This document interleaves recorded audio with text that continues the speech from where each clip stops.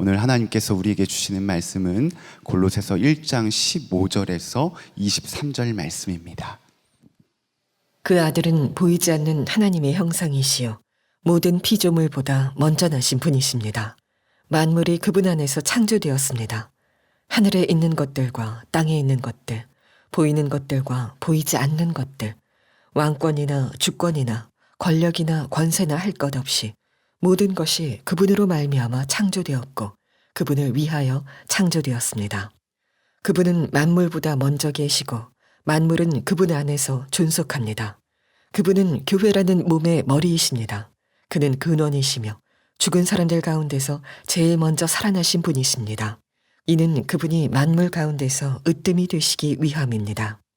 하나님께서는 그분의 안에 모든 충만함을 머무르게 하시기를 기뻐하시고 그분의 십자가의 피로 평화를 이루셔서 그분으로 말미암아 만물을 곧 땅에 있는 것들이나 하늘에 있는 것들이나 다 자기와 기꺼이 화해시키셨습니다. 전에 여러분은 악한 일로 하나님을 멀리 떠나 있었고 마음으로 하나님과 원수가 되어 있었습니다. 그러나 지금은 하나님께서 그리스도의 죽으심을 통하여 그분의 육신의 몸으로 여러분과 화해하셔서 여러분을 거룩하고 흠이 없고 책망할 것이 없는 사람으로 자기 앞에 내세우셨습니다. 그러므로 여러분은 믿음에 튼튼히 털을 잡아 굳건히 서 있어야 하며 여러분이 들은 복음의 소망에서 떠나지 말아야 합니다. 이 복음은 하늘 아래 있는 모든 피조물에게 전파되었으며 나 바울은 이 복음의 일꾼이 되었습니다. 아멘. 하나님의 말씀입니다. 자리에 앉으시겠습니다. 여러분 정말 예수님을 믿되 오직 예수의 믿음을 가지시게 되기를 축복합니다. 벌써 2년째가 되는군요. 작년에도 그랬고 올해도 문화체육관광부에서 공식적으로 발표한 한국 종교 인구 조사 결과를 보면 기독교 교인 수가 제일 많은 것으로 나옵니다.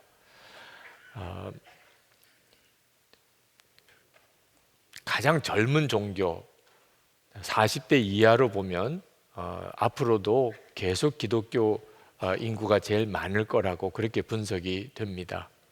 기독교 인구만 증가가 되고 다른 모든 종교 인구는 다 줄어들고 있는 형편이기 때문에 특별하기도 합니다. 우리가 살고 있는 이 서울과 경기도 쪽을 보면 두 번째 종교인이 많은 불교와 비교해서 2배나 더 많은 기독교 교인이 있습니다. 저는 어릴 때 아주 기독교인 수가 적은 곳에서 자랐습니다. 우리나라 전체가 다 그랬지만 제가 살던 부산은 더 유난히 그랬습니다. 그래서 예수 믿는 사람이 좀 많아졌으면 좋겠다는 마음에 간절한 소원이 어릴 때부터 있었습니다. 자, 그런 뜻에서 보면 너무나 기쁜 일이죠. 그러나 마냥 기뻐하지만 그렇게 되지 않는 안타까움이 있습니다. 예수 믿는 사람이 많다는 것은 좋은 일이긴 하지만 그러나 중세 유럽을 보면 다 예수 믿는 사람이었습니다. 그런데 그 시대를 세계사는 암흑시기라고 표현하고 있습니다. 예수 믿는 사람이 그렇게 많은데도 좋은 평가를 받지 못하는 것이 역사가 보여주는 어쩔 수 없는 그런 교훈이기도 합니다.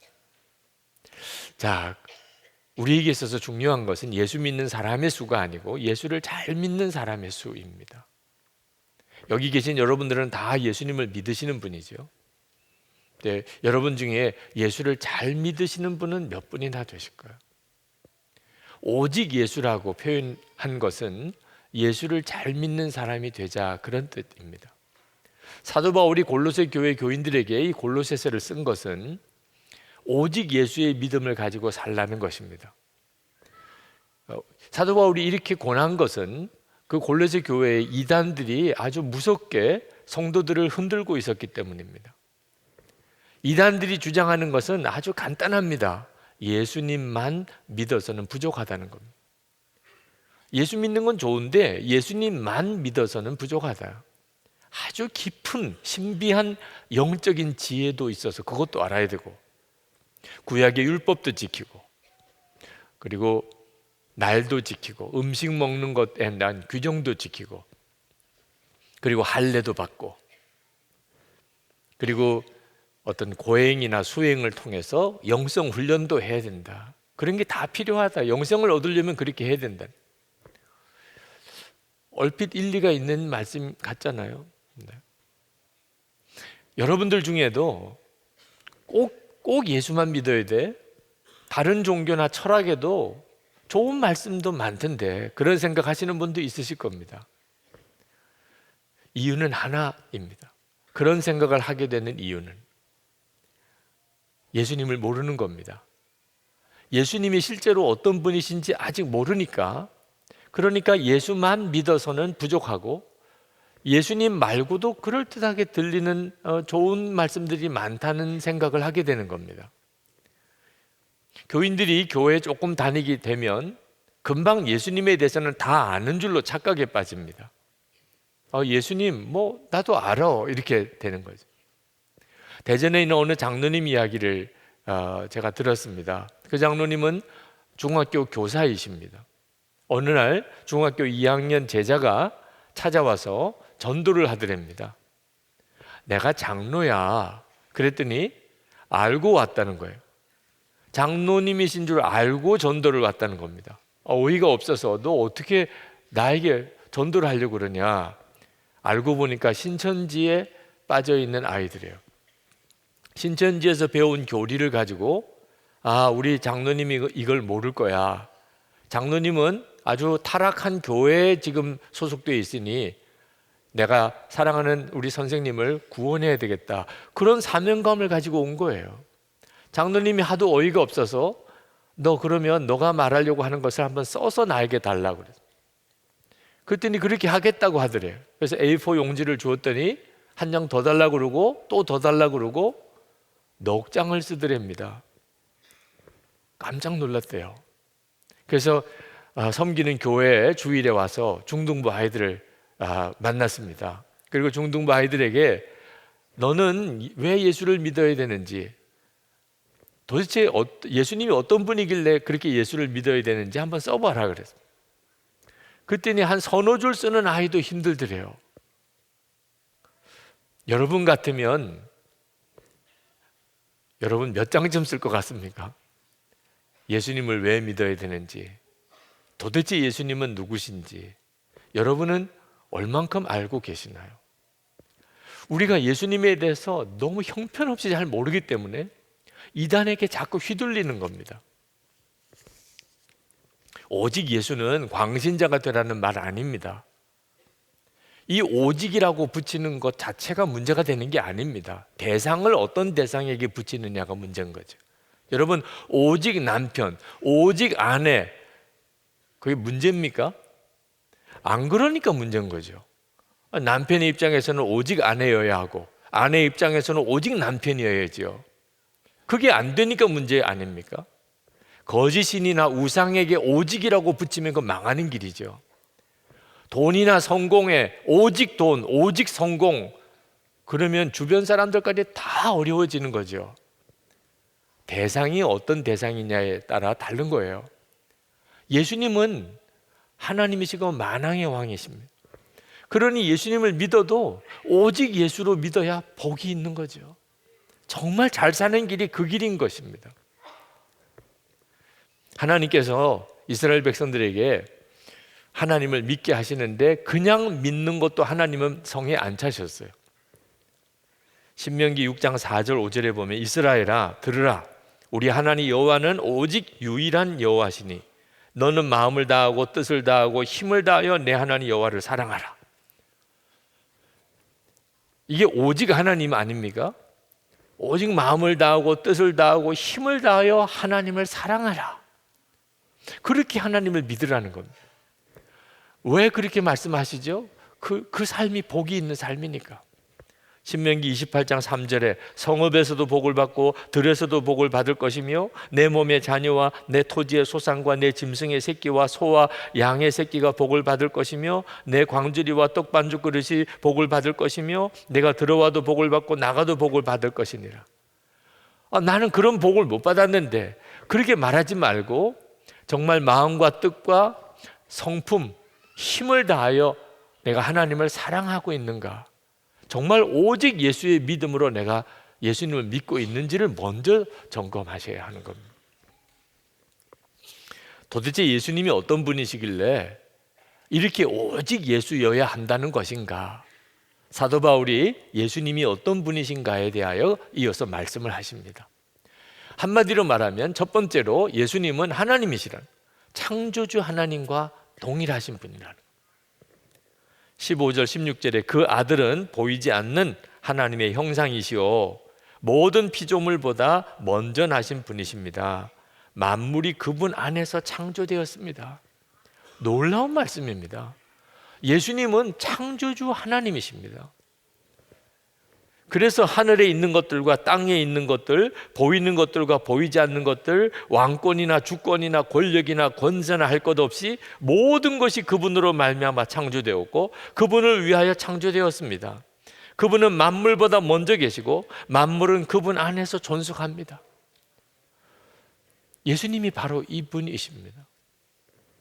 18절에 보면 예수님은 또한 당신의 몸인 교회의 머리이십니다. 우리는 이렇게 모여서 교회로 모이고 예수님은 저 하늘에 계신 게 아닙니다. 우리는 예수님의 몸이고 예수님은 우리의 머리이십니다. 예수님은 모든 존재의 근원이십니다. 예수님은 부활의 첫 열매이십니다. 예수님은 만물의 으뜸이십니다. 어떤 사람은 오직 예수라면 가정도 직장도 다 내팽개치는 그런 사람을 생각하는 사람도 있습니다. 실제로 우리 주변에 예수 잘 믿는다고 하면서 가정도 소홀히 하고 그리고 직장도 소홀히 하는 사람도 있습니다. 그 사람은 예수를 잘 믿는 사람이 아닙니다. 자기가 그렇게 말을 하는 것뿐이지. 예수를 잘 믿는데 그렇게 할 수가 없습니다. 이사야 11장 2절에 보면 여호와의 영 곧 지혜와 총명의 영이요 모략과 재능의 영이요 지식과 여호와를 경외하는 영이라고 했습니다. 하나님의 이 모든 충만함이 예수님 안에 있습니다. 19절 말씀에 하나님께서는 그분 안에 모든 충만함을 머무르게 하시기를 기뻐하시고, 그러므로 예수님 안에는 지혜와 총명, 그리고 모략과 재능, 그리고 지식, 그게 충만하신 분입니다.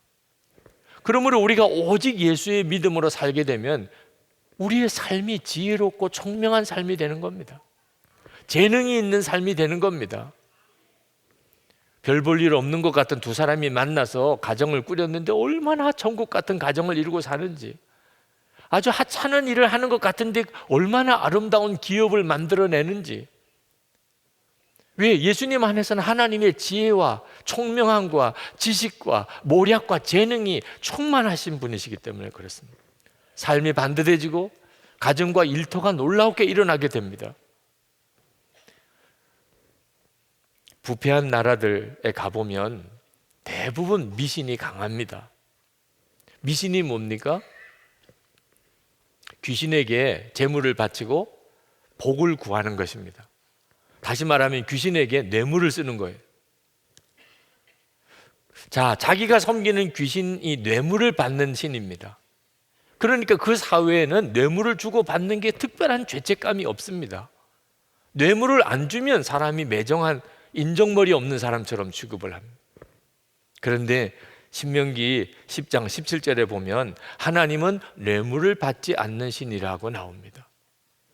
그래서 정말 오직 예수로 살게 되면 뇌물 줄 수가 없고 받을 수도 없습니다. 오직 예수의 믿음을 가져야 죄와 악에서 흔들리지 않는 것입니다.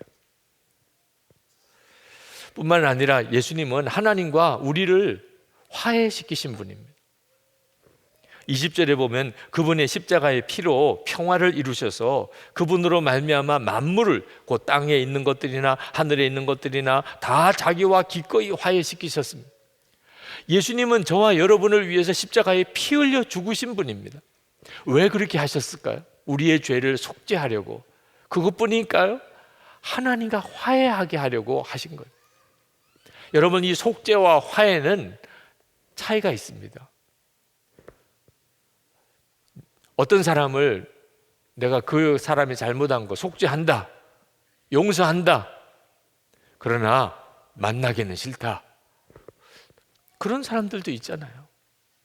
하나님은 그렇게 하지 않으셨습니다. 우리의 모든 죄를 다 사하셨다. 그리고 우리와 화해하셨습니다. 다시 말하면 하나님과 우리가 친밀히 동행하는 은혜를 허락하셨습니다. 이건 엄청난 은혜입니다. 그래서 우리도 화해자가 되는 겁니다. 아유, 용서할게요. 뭐 용서하면 되지요, 뭐. 그러나 그 사람하고 다시는 엮이고 싶지 않습니다. 그건 진짜 용서가 아닙니다. 십자가의 은혜를 받은 사람은 그렇게 할 수가 없습니다. 그의 죄를 속죄할 뿐만 아니고 그를 받아들이고 그리고 사랑하는 것까지 가야 십자가의 사람입니다. 손영원 목사님이 그렇게 하셨잖아요. 예수님을 믿는다는 건 엄청난 사건입니다. 여러분, 이 속죄의 화해의 증거가 골로새 교인들입니다. 21절 22절에 보면 사도 바울은 이방인으로서 하나님과 원수 관계였던 골로새 교회 교인들, 그들이 예수 그리스도로 인하여 하나님과 화해하고 거룩한 백성이 되고 유대 그리스도인들과 다 하나가 되었다 말씀하고 있습니다. 예수님을 믿으면 변화되지 않을 사람, 바뀌지 않을 인생이 없습니다. 그래서 예수 그리스도 그 믿음의 터에 굳건히 서라고 말하는 겁니다. 23절에 그러므로 여러분은 믿음에 든든히 터를 잡아 굳건히 서 있어야 하며 여러분이 들은 복음의 소망에서 떠나지 말아야 합니다. 이단에게 휘둘릴 이유가 없다 그 말입니다. 이단의 미혹이 되어서 교회를 떠나는 사람도 문제지만 교회에 남아있는 이들도 여전히 문제를 가지고 있습니다. 나는 죽고 예수로 사는 것이 부담스러운 사람, 오직 예수 이렇게 말하는 것이 아직도 마음에 이렇게 안 와닿는 사람, 그러면서도 교회는 다닙니다. 여러분, 절대로 이런 상태에서 머물러 있으시면 안 됩니다. 그 사람은 언제 믿음 다 무너지고 이단에 휩쓸릴지 모르는 사람입니다. 이미 마음은 그런 상태에 있는 사람입니다. 아주 아무것도 아닌 것 같은 시험에 어처구니 없이 무너지는 일이 그래서 일어나는 겁니다. 예수 그리스도가 누구신지 모르기 때문에. 사도 바울은 골로새 교인들에게 정말 하고 싶은 말, 예수님이 얼마나 놀라우신 분입니까? 그런데 예수님으로 부족하다고요? 예수님 말고도 다른 게 더 필요하다고요?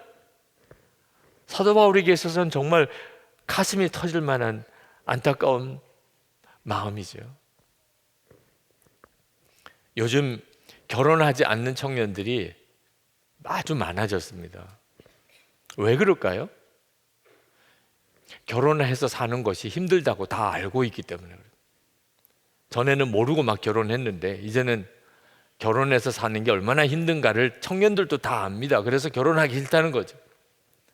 그런데도 불구하고 결혼하는 사람은 또 뭡니까?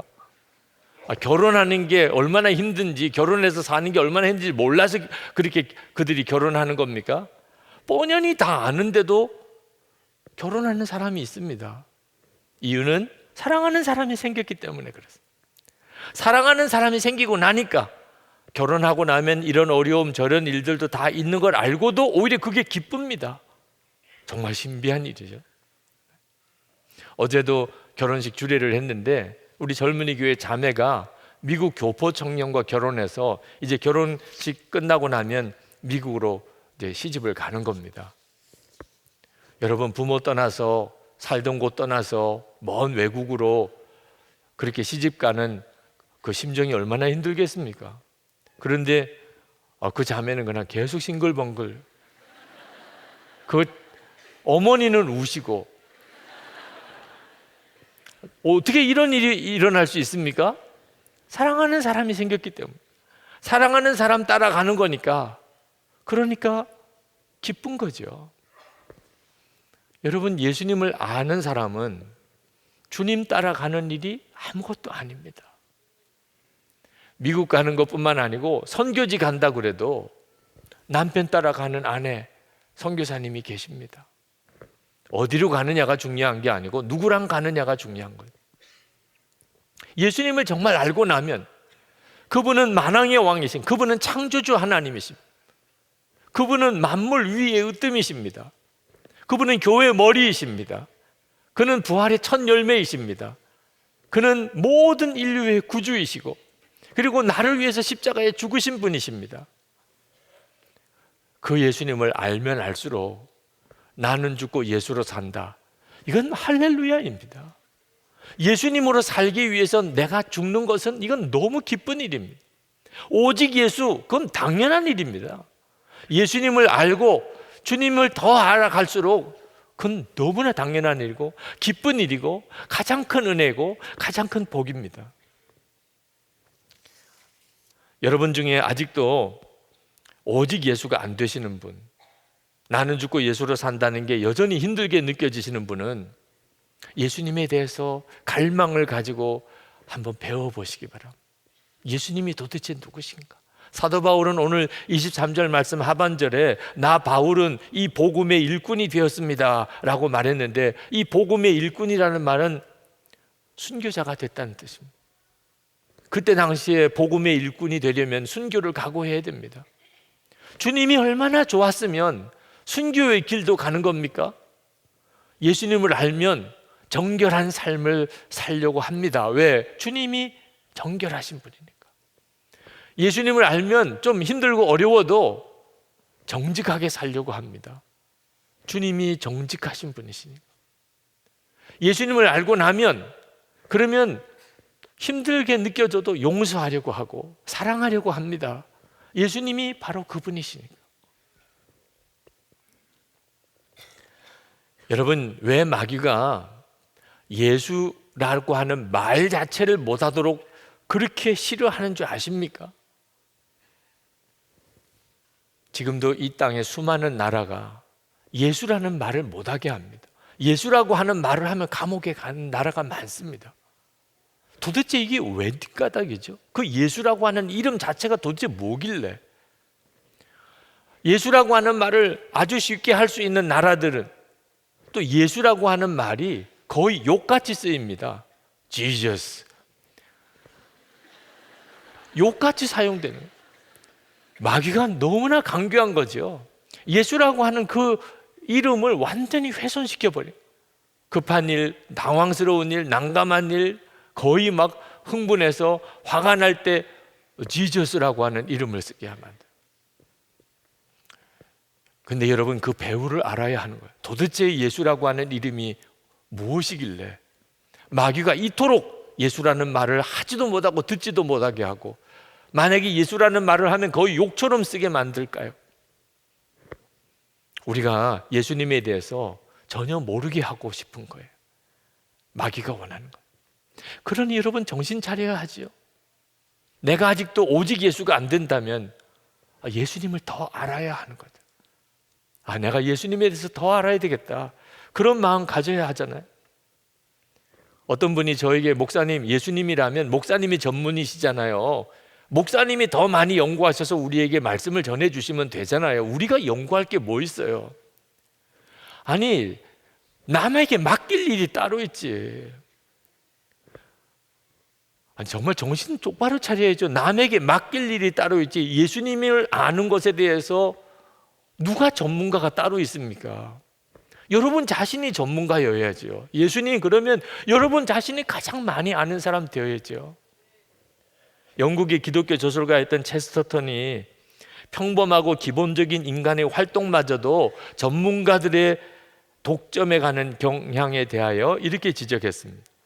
식구들이 식탁에 둘러 찬송하던 것이 그리 옛날 일이 아니다. 그런데 지금은 한 사람이 마이크 앞에서 대신 노래를 불러준다. 다른 사람들보다 노래를 더 잘 부른다는 터무니없는 이유로 말이다. 만약 일이 이런 식으로 계속된다면 다른 사람들보다 더 잘 웃을 수 있다는 이유로 한 사람만이 웃게 될 날이 오고 말 것이다. 여러분, 예수님에 대한 전문가가 따로 있는 거 아닙니다. 제 마음의 갈망은 주님을 향하여 있습니다. 여러분도 마찬가지여야 하는 거예요. 예수님 더 알고 싶어요. 주님 정말 더 알고 싶어요. 여러분 중에는 예수를 잘 믿고는 싶은데 도무지 예수 잘 믿는다고 말할 자신이 없어서 좌절에 빠진 분들이 있으실 겁니다. 여러분, 그 좌절을 기대로 바꾸세요. 내가 알지 못하는 예수님, 내가 아직도 다 온전히 알지 못하는 그 엄청난 예수님에 대한 놀라운 하나님, 신비한 지식이 있다. 기대가 되잖아요. 예수님에 대해서 더 알게 돼요. 예수님을 더 많이 배우게 돼요. 예수님에 대해서 정말 눈이 뜨이는 그런 세계가 내 앞에 기다리고 있어요. 주님이 그렇게 해주실 거예요. 내가 아직도 예수님을 잘 몰라서 이 정도밖에 안 되는 거구나. 주님, 제 눈을 열어주십시오. 도대체 사도 바울은 어떤 사람이길래 나는 죽고 예수로 산다고 그렇게 고백할 수 있었습니까? 도대체 오직 예수라고 말하는 것은 도대체 무엇이길래 그렇게 말하는 것입니까? 저로 알게 해주세요. 주님이 여러분을 그렇게 도와주실 것입니다. 여러분이 만약에 집에서 어떤 아주 옛날 책을 하나 발견해서 이렇게 펼쳐보니까 깜짝 놀라게도 여러분의 집안의 비밀이 그 속에 들어있어요. 보통 가문이 아니에요. 보통 가문이. 우리 가문의 조상이 보통 사람이 아니에요. 여러분의 존재가 보통 존재가 아니에요. 여러분이 만약에 그것을 알게 되었다면 여러분 그 조상에 대해서 더 알고 여러분 자신에 대해서 더 알기를 갈망하지 않겠습니까? 목사님, 우리는 그런 일이 가능성이 1도 없어요. 우리는 알고 보니까 완전히 상놈 집안이었습니다.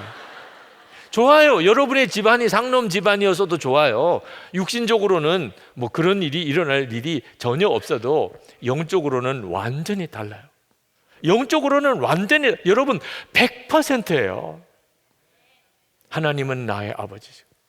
예수님은 나 위에 죽으셨어요. 만왕의 왕이신 주님이 나와 함께 계세요. 궁금하지 않습니까? 도대체 하나님은 어떠신 분이에요? 예수 그리스도 그분은 얼마나 놀라우신 분인가 마음의 갈망이 일어나지 않나요? 그렇게 되기를 축복합니다. 사도 바울이 그렇게 간절히 말씀하고 있는 것이에요. 제가 어릴 때 늘 부르던 찬송가 중에 지금 찬송가 96장에 나와 있는 예수님은 누구신가, 그런 제목의 찬송이 있습니다. 어린아이들 때부터 많이 부르던 찬송입니다. 가사가 이렇습니다. 예수님은 우는 자의 위로요, 없는 자의 풍성이시며 천한 자의 높음과 잡힌 자의 노임되고 약한 자의 강함과 눈먼 자의 빛이시며 병든 자의 고침과 죽은 자의 부활되고 추한 자의 정함과 죽을 자의 생명이며 죄인들의 중보와 멸망자의 구원되고 온 교회의 머리와 만국인의 구주시며 모든 왕의 왕이여 심판하실 주님 되고 우리의 기쁨 되시고 우리의 생명과 평화와 영광이 되신다. 여러분 정말 황홀하잖아요. 아니 예수님이 이런 분이시란 말이야. 실제로 여러분이 체험해야 되잖아요. 누려야 되잖아요. 여러분에게 다 그 은혜가 주어져 있는 겁니다. 오늘 이 시간 우리가 하나님 앞에 간절히 기도했으면 하는 것은 주님, 제가 정말 주님을 더 알고 싶습니다. 정말 오직 예수, 그 믿음으로 제가 한번 예수 믿고 살고 싶습니다. 주님 은혜를 주소서. 주님 제 영의 눈을 열어주소서. 주님의 말씀을 듣는 귀를 열어주소서. 우리 한번 주여 부르짖고 기도하겠습니다. 주여! 할렐루야. 크고 놀라우신 하나님 은혜를 하나님 감사합니다. 오늘도 주님 앞에 나와 하나님 기도하는 사랑하는 예배하는 성도들 위해 주의 은혜 위에 은혜를 더하시고 성령님 역사하시고 기름 부어주시기를 원합니다. 마음이 간절하며 사모하며 안타까운 모든 성도들의 마음의 심령을 열어주시고 주를 더 알게 하시고 주님 분명히 만나게 하시고 하나님 주님과 온전히 동행하게 하시고 하나님 주 예수 그리스도의 그 말할 수 없는 영광의 빛을 비추어주시고 주님과 동행하는 하나님 정말 승리의 삶, 감격의 삶, 하나님 주의 영광을 돌려드리는 삶 살게 하시기를 원합니다.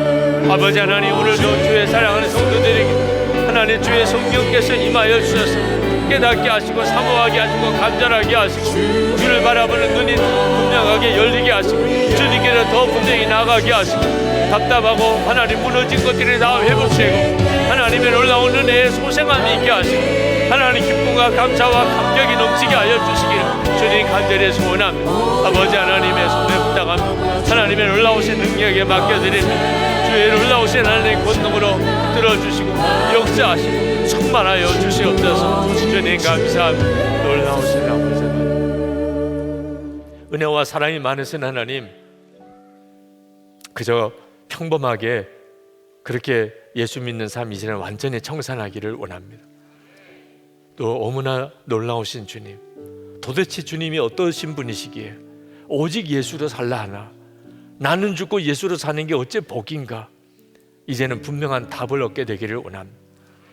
천지의 창조주이시고 만왕의 왕이시고 교회의 머리이시고 온 인류의 구세주이시고 만유 가운데 충만하신 주님, 주님을 정말 더 알고 싶습니다.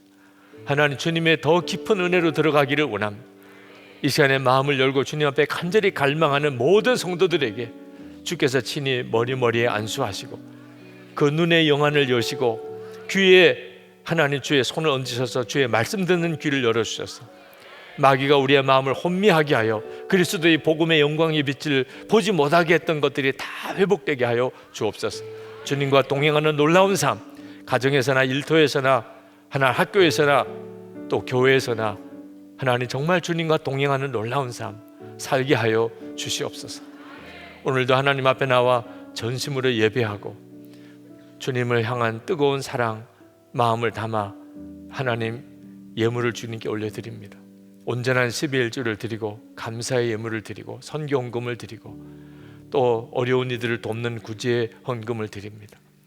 하나님 앞에 감사하며 드리기를 기뻐하는 성도들의 마음의 중심은 이미 하나님께서 받아주신 줄 믿습니다. 하나님, 저들의 삶 속에 주께서 베푸실 말할 수 없는 은혜가 또한 풍성하게 하여 주옵소서. 어디서든지 하나님의 자녀답게 정말 소금처럼 빛처럼 그렇게 살게 하소서. 육신의 강건함을 주소서. 오늘도 주의 손으로 깨끗하게 치료해 주소서. 우리의 가정에 하나님의 은혜가 넘치게 하소서. 온 가족이 다 구원받게 하소서. 부모님이 구원받게 하소서. 우리의 자녀들이 다 구원받게 하소서.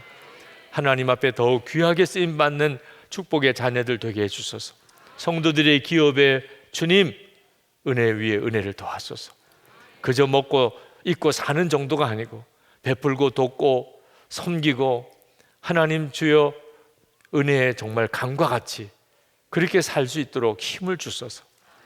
나라와 민족을 위한 우리의 기도를 주님 앞에 올려드립니다. 이 나라가 진정으로 하나님을 경외하는 정말 복 있는 나라가 되게 하시고, 그리고 이 민족이 복음으로 통일되는 역사가 속히 이루어지게 하소서. 북한에 억류되어 있는 김국기 목사님, 중병 중에 있다고 들려오는 김정욱 목사님, 최충길 선교사님, 또 온성도 목사님 속히 풀어주소서. 북한의 이름도 형편도 다 알지 못하는 말할 수 없이 억눌려 있는 믿음의 성도들도 있고 또 정말 두려운 그런 수용소 생활하는 이들이 많습니다. 이 민족 가운데 진정한 십자가의 하나님 회복 또 평화와 통일 그날을 속히 허락해 주옵소서. 선교사님과 선교사님 가족을 위해서 기도합니다. 하나님, 선교사와 선교사의 가족들을 책임져 주소서. 하나님, 함께 하심을 항상 바라보게 하시고 주님의 은혜 안에 살게 하시고 예수님께서 언제나 주인 되어 주시고 그래서 주 안에서 넘치는 새 힘을 부어 주소서. 그래서 맡겨진 사명을 끝까지 잘 감당할 수 있는 힘을 주시옵소서. 주 예수 그리스도 이름으로 간절히 기도합나이다. 아멘. 우리 다 일어나셔서 오직 예수 그 찬양을 하나님께 올려드리겠습니다.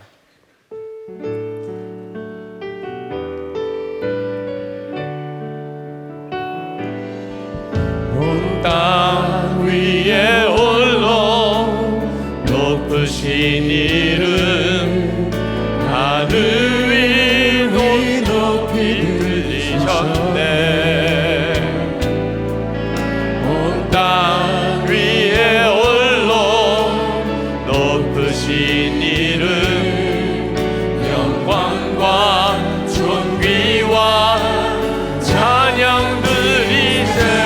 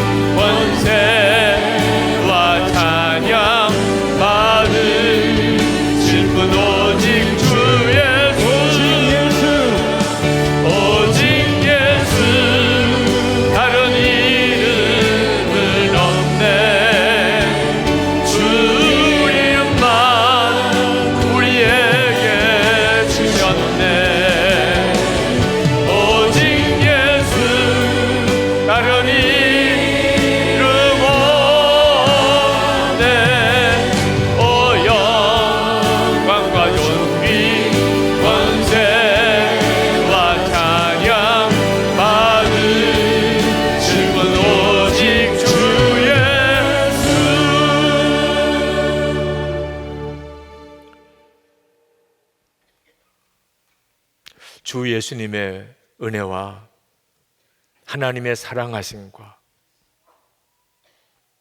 보혜사 성령의 교통하심이 예배 후에 돌아가는 모든 성도들과 함께 하시기를 축원하옵나이다. 아멘.